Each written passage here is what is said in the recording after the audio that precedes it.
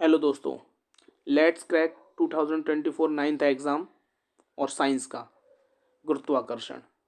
बहुत ही important chapter जो बच्चे साइंस लेंगे स्पेशली उनके लिए बहुत ही इम्पोर्टेंट है। हिंदी मीडियम के ये हिंदी मीडियम का करवा रहा हूँ, केवल इंग्लिश मीडियम की अलग से इसकी वीडियो बनाई है, वो भी आएगी। तो बेटा गुरुत्वाकर्षण क्या है? What is gravitation? गुरुत्वाकर्षण पृथ्वी किसी भी वस्तु को अपनी ओर खींचती है। पृथ्वी किसी भी वस्तु को अपनी ओर खींचती है। ठीक है बच्चों, ये लो। तो वस्तु जब पृथ्वी की ओर गिरती है एक बल से, वह बल ही गुरुत्वाकर्षण बल कहलाता है। वह बल ही गुरुत्वाकर्षण बल कहलाता है। तो पृथ्वी किसी वस्तु को एक बल से अपनी ओर आकर्षित करती है या आकर्षित करता हुआ बल ही गुरुत्वाकर्षण बल कहलाता है। इसका मतलब यह है कि पृथ्वी एक ऑब्जेक्ट हो गया और दूसरा ऑब्जेक्ट आपका ये वस्तु हो गई। तो यानी कि दो ऑब्जेक्टों के बीच में लगने वाला बल गुरुत्वाकर्षण बल। आगे समझ में? दो ऑब्जेक्टों के बीच में लगने वाले बल को गुरुत्वाकर्षण बल कहते हैं। अच्छा, सबसे पहले बेटा इसकी खोज जो है हमको आइजैक न्यूटन ने करी थी। किसने करी थी? आइजैक न्यूटन ने। एमसीक्यू का क्वेश्चन है कि गुरुत्वाकर्षण की खोज किसने करी, तो आपको सबको पता है गुरुत्वाकर्षण की खोज आइजैक न्यूटन ने करी थी। अच्छा, आइजैक न्यूटन जब एक पेड़ के नीचे बैठा था तब उस पे सेब गिरा। ऐसी कहानी है, आपने सुनी होगी सबने, लेकिन यह हकीकत नहीं है। तो हम मान लेते हैं कि चलो वो सेब जब उसके ऊपर गिरा तो उसने सोचने पे मजबूर किया कि ऐसा क्यों हुआ। क्या सेब जानबूझ के उसके ऊपर गिरा, या अगर सेब गिरा तो वो ऊपर क्यों नहीं चला गया, वो नीचे ही क्यों आया? तब उसने सोचा और सोचने के बाद उसने गुरुत्वाकर्षण की खोज करी। आगे बच्चों समझ में? चलो नेक्स्ट टॉपिक आता है आपका कि अब एक वस्तु पे दूसरी वस्तु बल लगाती है, उस आकर्षण बल को ही गुरुत्वाकर्षण कहते हैं। तो इसका मतलब ये है कि तो पृथ्वी जो है वो मून, पृथ्वी माने अर्थ, अर्थ मून पर भी फोर्स लगा रही है, तो वो मून को भी खींच लेना चाहिए था उसे, लेकिन ऐसा नहीं हुआ। ऐसा क्यों नहीं हुआ? ये आकर्षण इतनी दूर क्यों, ये आकर्षण क्यों नहीं हो पा रहा? क्योंकि मून तो धरती से छोटा है, या सूरज तो सबसे बड़ा है। तो सूरज क्यों ना सारे ग्रहों को खींच ले? तो इसके बारे में स्टडी करेंगे। इसके बारे में एक प्रैक्टिकल है बेटा, क्रियाकलाप। क्रियाकलाप 9.1, इसमें बोला गया है कि एक धागा लो और उस धागे में एक सिरे पे आप पत्थर बांध दो, और पत्थर बांध के आपने जहाँ से पत्थर बांध रखा है उसके विपरीत दिशा वाला धागा पकड़ो और उसको अपने चारों तरफ घुमाओ। जब आप देखोगे, जब आप घुमाओगे तो घुमाते घुमाते घुमाते घुमाते ये इस प्रकार से घूमेगा, ये है ना पत्थर, और इस दिशा में। तो अभी तो ये सर्कुलर मोशन में काम कर रहा है, अभी तो ये वृत्तीय गति है। कौन सी गति है? वृत्तीय। लेकिन जैसे ही आप इस धागे को छोड़ दोगे, जैसे ही आप इस धागे को छोड़ दोगे तो पत्थर जो है वो सीधे दिशा में चला जाएगा। कहाँ चला जाएगा? सीधे दिशा में। इसको देखो, अभी समझाते हैं आपको दोबारा से। जैसा कि आपने पत्थर को घुमाया और इस पॉइंट पे आपने पत्थर को छोड़ दिया, इस पॉइंट पर, तो जब आप पत्थर को इस पॉइंट पे छोड़ोगे तो क्या पत्थर इसी दिशा में जाएगा, घूमते वृत्तीय गति को दर्शाएगा? तो इसका उत्तर है नहीं, वो वृत्तीय गति को नहीं दर्शाएगा। वो सीधी सरल रेखा में गमन करेगा, वो सीधी सरल रेखा में गमन करेगा। और कि यहाँ से जो एंगल बनाएगा वो 90 डिग्री का एंगल होगा। कितने डिग्री का एंगल होगा? 90 डिग्री का। तो ये सब हुआ क्यों? ये सब हो इस वजह से रहा है कि उस पर एक बल काम कर रहा है जिसका नाम है अभिकेंद्रीय बल। अभिकेंद्रीय बल, अभिकेंद्रीय बल काम कर रहा है बेटा इस पत्थर पे। किसकी वजह से? ये जो लाइन देख रहे हो आप, इस लाइन की वजह से यह अभिकेंद्रीय बल कहलाएगा। अभिकेंद्रीय बल कैसा होता है? अभिकेंद्रीय बल देख लो। अभिकेंद्रीय बल वह बल जो केंद्र की तरफ लगता है अभिकेंद्रीय बल कहलाता है। वह बल जो केंद्र की तरफ लगता है अभिकेंद्रीय बल कहलाता है। इसका मतलब यह है कि लड़के ने जब धागा छोड़ा तो 90 डिग्री का एंगल बना। तो अब आप बात समझो कि पृथ्वी के चारों तरफ कौन चक्कर लगा रहा है? चांद, चंद्रमा। तो अगर चंद्रमा का ये अभिकेंद्रीय बल खत्म हो जाएगा तो चंद्रमा भी धरती से सीधी दिशा में एक सरल रेखा में गमन करता हुआ चला जाएगा। यह गमन इस दिशा में भी हो सकता है और इस दिशा में भी हो सकता है, वो डिपेंड करता है कि मून उस टाइम कहाँ पर है। तो ये अभिकेंद्रीय बल।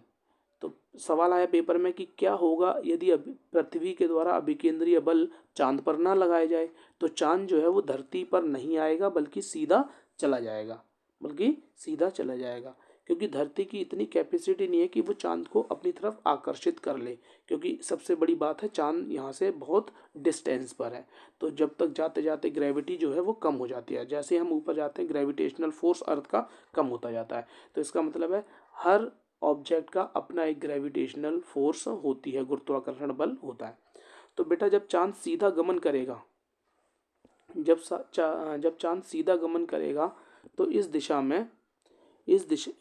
रेखा को स्पर्श रेखा के नाम से जाना जाता है। स्पर्श रेखा नाम याद रखेंगे, स्पर्श रेखा।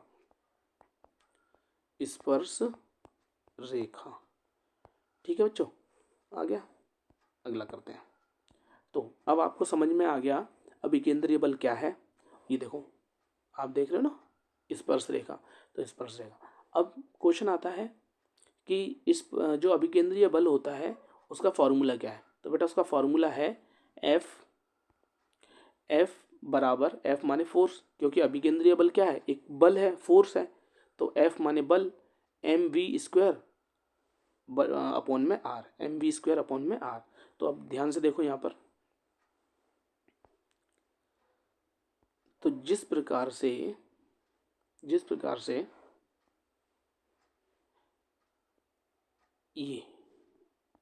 ये मून की वेलोसिटी v होगी, रेडियस r होगी और मून का मास m है। क्या है? m।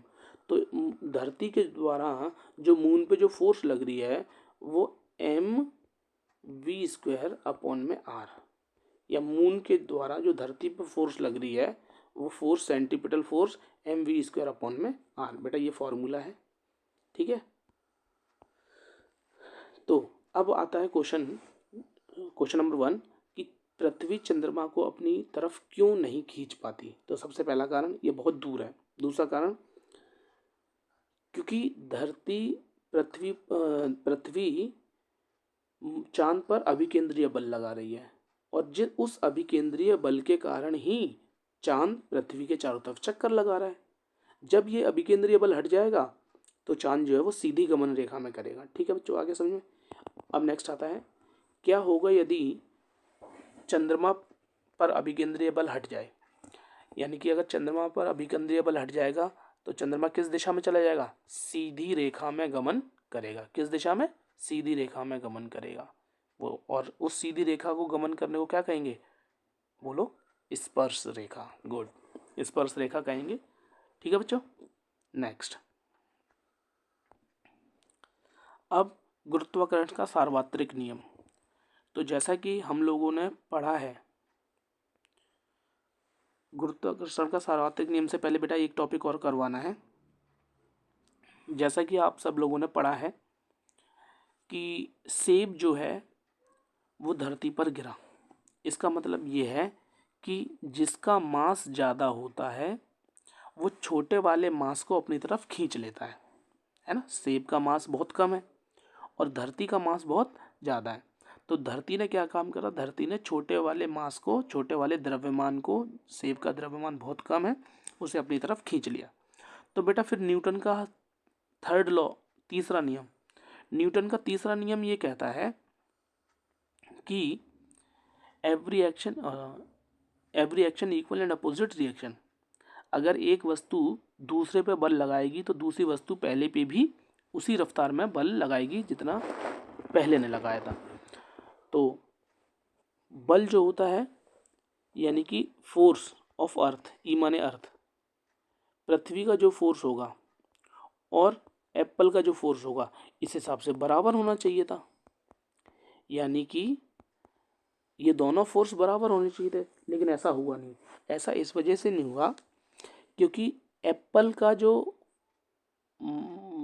फोर्स है as compare to the earth is negligible, बिल्कुल मानने लायक नहीं है। तो पृथ्वी का ही भार ज़्यादा लिया जाता है, पृथ्वी का ही द्रव्यमान ज़्यादा लिया जाता है। इसमें आपका बेटा जो सेब है उसका मास ना के बराबर होता है, धरती के मास के बराबर, ठीक है, as compare to the earth. तो इतना छोटा द्रव्यमान होने के कारण उसे हम नहीं मानते। तो इस वजह से आप देखोगे कि धरती जो है वो एप्पल को ही खींचती है, ना कि धरती एप्पल के ऊपर गिरती है। तो अगर पेपर में सवाल आए कि धरती अगर न्यूटन के तीसरे नियम के हिसाब से अगर सेब धरती पर गिरा तो क्या धरती भी सेब पर गिरेगी, तो नहीं, इसका उत्तर लिखोगे नहीं। क्यों? क्योंकि गति का दूसरा नियम, न्यूटन का जो लॉ ऑफ मोशन है उसका सेकंड लॉ ये कहता है, गति का दूसरा नियम, कि F बराबर एम ए, एफ बराबर एम ए। तो F बराबर एम ए का मतलब force inversely proportional to acceleration, sorry, force is proportional to mass is equals to A. तो यानी कि जिसका मास कम, जिसका मास कम उसका एक्सेलरेशन ज़्यादा, यानी कि त्वरण, हिंदी में से त्वरण बोलते हैं, त्वरण, ठीक है। तो अगर आप ऐसे भी कंपेयर करो F और M, तो जिसका मास ज़्यादा उसका फोर्स ज़्यादा, और जिसका मास कम उसका फोर्स कम। तो मास किसका ज़्यादा है? अर्थ का। तो फोर्स किसकी ज़्यादा होगी? अर्थ की। तो इस वजह से अर्थ ने सेब को अपनी तरफ खींच लिया। समझ में आ गया बच्चों? अब आता है अगला अगला टॉपिक, गुरुत्वाकर्षण का सार्वत्रिक नियम। बेटा गुरुत्वाकर्षण का सार्वत्रिक नियम एक्सप्लेनेशन है, पूरा डेरिवेशन है इसका, बहुत अच्छे तरीके से समझेंगे आप लोग। तो देखो, हमने मान लिया दो ऑब्जेक्ट हैं यूनिवर्स में, है ना, दो ऑब्जेक्ट हैं,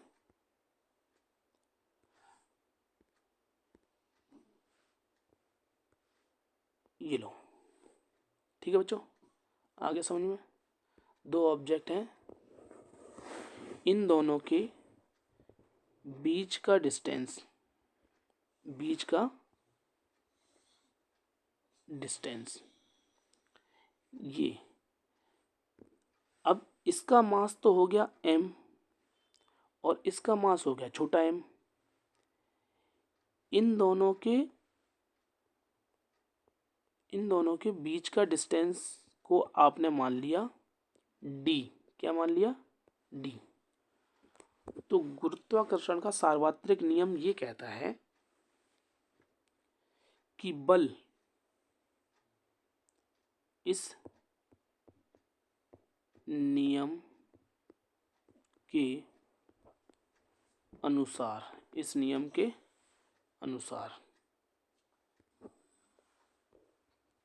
तो इस नियम के अनुसार विश्व के प्रत्येक दो पिंडों में जो बल होता है, बल, तो बल यानी कि फोर्स, तो बल दोनों पिंडों के द्रव्यमान के गुणनफल के अनुक्रमानुपाती होता है।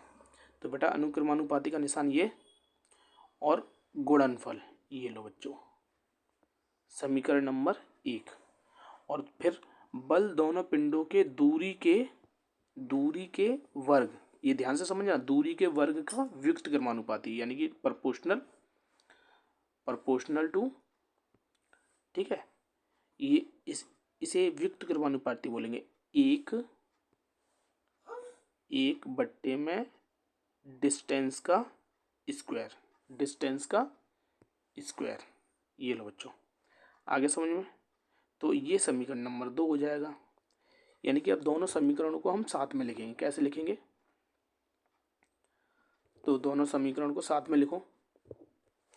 तो F प्रोपोर्शनल टू m बट्टे में d स्क्वायर, बट्टे में d स्क्वायर, तो जब ये प्रोपोर्शनल का निशान हटेगा तो इसकी जगह बड़ा जी आएगा,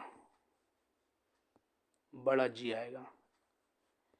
इस बड़े जी को बोलते हैं गुरुत्वीय स्थिरांक, स्थिरांक, गुरुत्वीय स्थिरांक। ये गुरुत्वीय स्थिरांक है बेटा। तो आगे समझ में। तो अब और सॉल्व करते हैं। देखो इस एफ और डी की मल्टीप्लाई करो, F D square cross multiply बराबर में जी एम एम। तो बेटा अगर मेरे को जी की वैल्यू निकालनी है तो ये जो दो चीज़ें हैं वो मल्टीप्लाई में वो कहाँ आ जाएंगी, बिल्कुल सही, वो आ जाएंगी डिवाइड में। तो F D square is equals to upon में M M is equals to G. बेटा ये फॉर्मूला आ गया जी का। किसका आ गया? जी का। तो हमारे वैज्ञानिकों ने जब इस जी का मान निकाला, इस वाले जी का जब मान निकाला तो उन्होंने कुछ वैल्यू भी दी। तो G is equals to F D square upon में एम और एम। अच्छा सबसे पहले इसकी जी की यूनिट पढ़ते हैं। यूनिट रटना नहीं है, समझना है यूनिट। देखो बेटा फोर्स को तुम किस में नापते हो? न्यूटन में। दूरी को किस में नापते हो? मीटर में। तो डी का स्क्वायर है ना, तो मीटर का स्क्वायर हो जाएगा। मास को तुम किस में नापते हो? किलोग्राम में। फिर दूसरे मास को किस में नापोगे? किलोग्राम में। तो किलोग्राम किलोग्राम क्या हो जाएगा? Kilogram kilogram kilogram square. तो यूनिट कैसे लिख सकते हैं? न्यूटन मीटर स्क्वायर पर किलोग्राम स्क्वायर। आगे बच्चों, तो इस जी की वैल्यू क्या होगी? वैल्यू है 6.67 इंटू 10⁻⁻11 न्यूटन मीटर स्क्वायर पर किलोग्राम स्क्वायर। तो आपके पास 2 पॉइंट आ गए। ये जो जी है ना, जी स्थिरांक, इसमें आपको 1 पॉइंट, 2 पॉइंट, 3 पॉइंट ये वैल्यू लिखनी है। तो सबसे पहले यूनिट लिख देना जो मैं आपको करवा दिया, ये रही। फिर बेटा एक वैल्यू हो गई, आपको ये भी करवा दी। वैल्यू माने मान, इसका मान। और तीसरे में इसका नाम हो जाएगा कि इसे बोलते क्या है? इसे गुरुत्वीय स्थिरांक बोलते हैं। ठीक है बच्चों, आगे समझ में। ये गुरुत्वीय स्थिरांक है। उसके बाद बेटा ये जो है ना, जो ये छोटे जी का मान है, ये बहुत ही कमजोर बल है। यानी कि गुरुत्वाकर्षण का जो बल है वो बहुत कमजोर बल होता है, लेकिन ये बहुत बड़े एरिया में लगता है। जैसे पृथ्वी बहुत बड़ी है ना, तो यानी कि देखो कितने बड़े क्षेत्रफल में लग रहा है बल, लेकिन है बहुत आसान, मतलब easy. The force is very weak force but it act a larger area.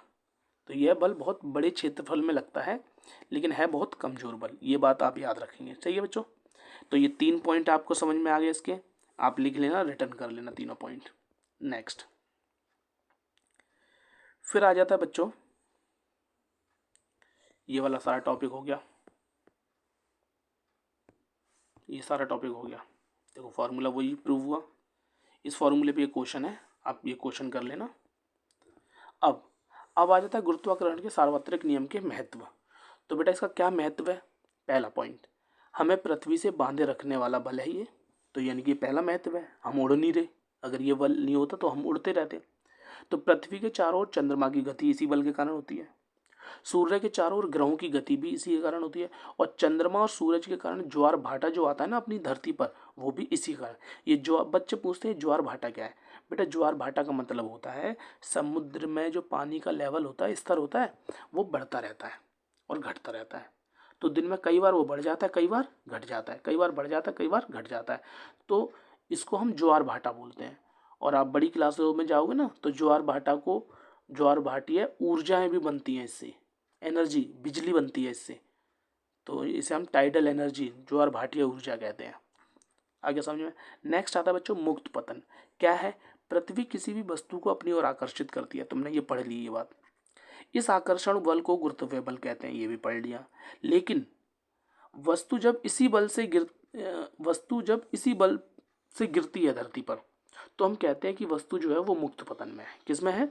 मुक्त पतन में। जैसे अभी आप पेन ऊपर करके पेन नीचे गिर दो तो ये मुक्त पतन है। अब मुक्त पतन में होता क्या बच्चों? मुक्त पतन में कोई भी वस्तु जब पृथ्वी पर गिरती है तो हर बिंदु पर, यानी कि अगर कोई वस्तु यहाँ से गिर रही है तो ये पॉइंट बिंदु बन गई है, ये धरती है, तो हर बिंदु पर ये अपना वेग चेंज करता है, यानी कि वेग में परिवर्तन होता है। क्या होता है? वेग में परिवर्तन। और बच्चों आप लोगों ने बहुत अच्छे तरीके से पढ़ा है कि जब वेग में परिवर्तन होता है तो त्वरण बनता है। क्या बनता है? त्वरण। तो वेग में परिवर्तन, जिसका मतलब त्वरण का निर्माण करता है, परंतु यह त्वरण गुरुत्वाकर्षण के कारण होता है। तो इसलिए इसलिए इसे गुरुत्वीय त्वरण कहते हैं। क्या कहते हैं? गुरुत्वीय त्वरण। और बेटा गुरुत्वीय त्वरण को जी से दर्शाते हैं, छोटे जी से दर्शाते हैं। ये लिख लो, जी से दर्शाते हैं। तो अब इस जी के पॉइंट क्या होंगे? चलो पहला पॉइंट, दूसरा पॉइंट, तीसरा पॉइंट। देखो बेटा, तो जी का नाम क्या है? पहले तो नाम लिख दो, गुरुत्वीय त्वरण। दूसरे में जी, जी का यूनिट क्या है? तो यूनिट क्या है? मीटर पर सेकंड स्क्वायर। मीटर पर सेकंड स्क्वायर, यानी कि यही यूनिट किसका है? यही तो यूनिट त्वरण का है, एक्सेलरेशन का है। त्वरण माने एक्सेलरेशन, यही यूनिट, तो यानी कि सेम यूनिट रहता है, मीटर पर सेकंड। फिर बेटा जी का ना वैल्यू लिख लो, कितनी? 9.8 मीटर पर सेकंड स्क्वायर। फिर अगर इसका चौथा पॉइंट लिखना चाहो तो चौथा पॉइंट लिख लो, यह है सादिश राशि है। यह सादिश राशि है। ठीक है बेटा, सादिश और आदिश राशियां पता है ना? सादिश माने वेक्टर और आदिश माने स्केलर। सादिश राशियां वे राशियां होती हैं जिनकी दिशा और परिणाम दोनों पता हो। तो इस जी का मान हमें दिशा और परिणाम दोनों ही पता रहते हैं। आगे बच्चों समझ में इसका टॉपिक, यानी कि जब ऊपर से नीचे आप गिरते हो ना तो इस जी का मान प्लस में आता है। किस में आता है? प्लस में। और जब कोई आप पत्थर ऊपर की तरफ फेंकते हो तो गुरुत्वीय त्वरण माइनस में चली जाती है। किस में चली जाती है? नेगेटिव में। इस बात को याद रखना, MCQ क्वेश्चन आते हैं इसमें, तो इस बात को भूलना मत बिल्कुल भी। नेक्स्ट,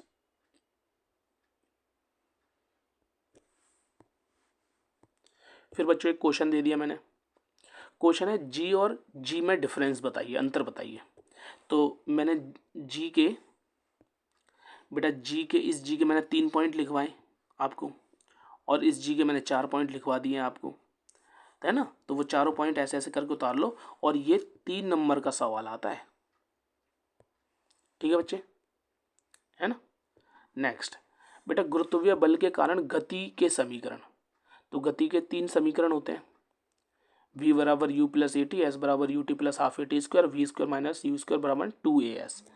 इन, तो बेटा इसमें ना ये जो तीनों इक्वेशन जो लिखी हैं इसमें एक ही जगह आप सब में जी कर लो। क्या कर लो? जी। तो इक्वेशन न्यू फॉर्मेशन में कैसे आ जाएंगी?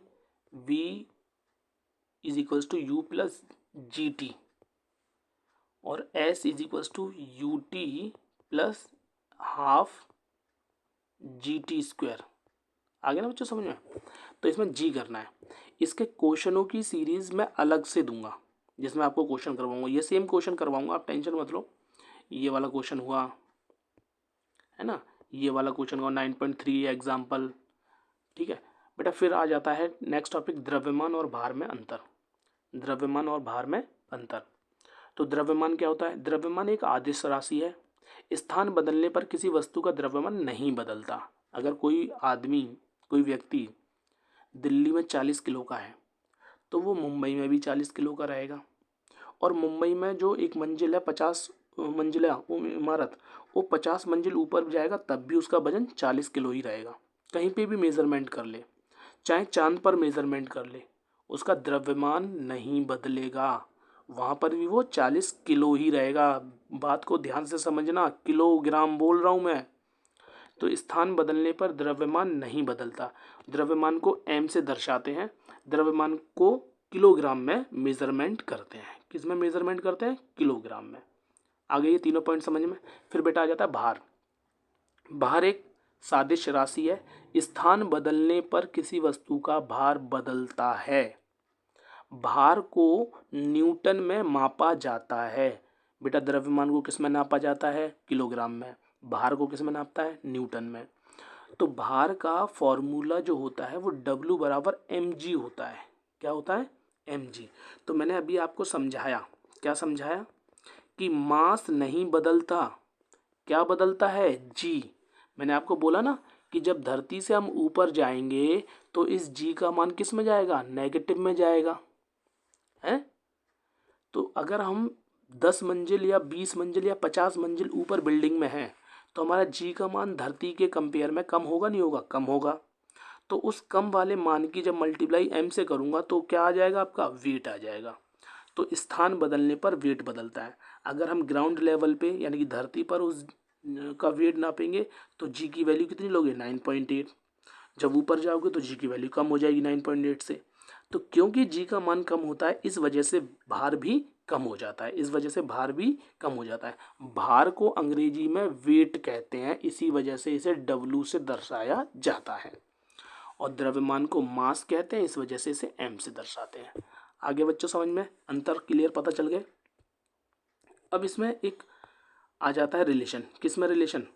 रिलेशन आता है कि चांद और पृथ्वी के बीच में भार में क्या संबंध है।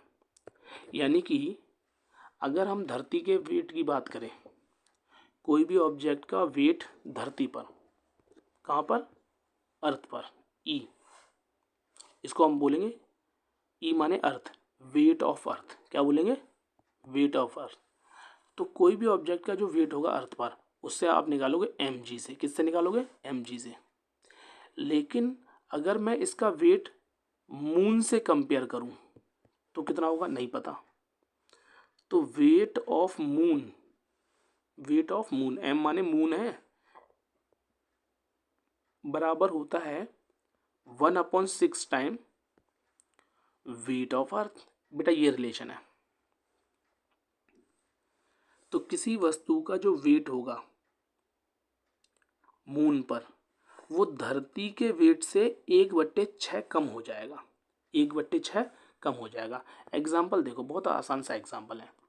अगर कोई वस्तु का वेट धरती पर 60 न्यूटन का है तो उसका वेट मून पर कितना होगा? देखो फॉर्मूला तो आपको पता है, 1/6 multiply weight of earth. Weight of earth कितना है? 60। तो 6 एकम 6, 6 एकम 6 0। तो वेट ऑफ मून कितना आ गया बेटा? 10 न्यूटन। तो वेट ऑफ मून 10 न्यूटन आ गया। कहाँ पर? चांद पर। तो चांद पर देखो कितना वेट कम हो जाता है, तो आप याद रखोगे 1/6 कम हो जाता है। पहले इसका प्रूफ आता था लेकिन अब वो प्रूफ आउट ऑफ कोर्स है, तो इस वजह से इसका प्रूफ ना करवा के डायरेक्ट मैंने आपको इक्वेशन रिलेशन बता दिया डायरेक्ट, और रिलेशन पे डायरेक्ट क्वेश्चन बता दिया। सही है बेटा। इसके जो क्वेश्चन है जो मैंने आपको बताया, एग्जाम्पल नंबर 9.2, एग्जाम्पल नंबर 9.3, ये सारे क्वेश्चंस जो है उसकी मैं एक वीडियो बना के दूंगा, उसमें फॉर्मूले वगैरह के साथ एक साथ। तो अभी मैंने ये थ्योरी कवर करी है बेटा, और ये हाफ चैप्टर हुआ है। इसके बाद में आपका चलेगा प्रणोद और दाब, वो अगले नेक्स्ट वीडियो में मिलेगा आपको, है ना। तो ये प्रॉपर तरीके से आप कवर करो। आपको मैंने अच्छे तरीके से समझाने की कोशिश करी है कि गुरुत्वाकर्षण किसे कहते हैं। ठीक है बच्चों, लाइक करो, शेयर करो, कमेंट करो। ठीक है, अच्छे तरीके से नोट्स बना के पढ़ो। Bye bye.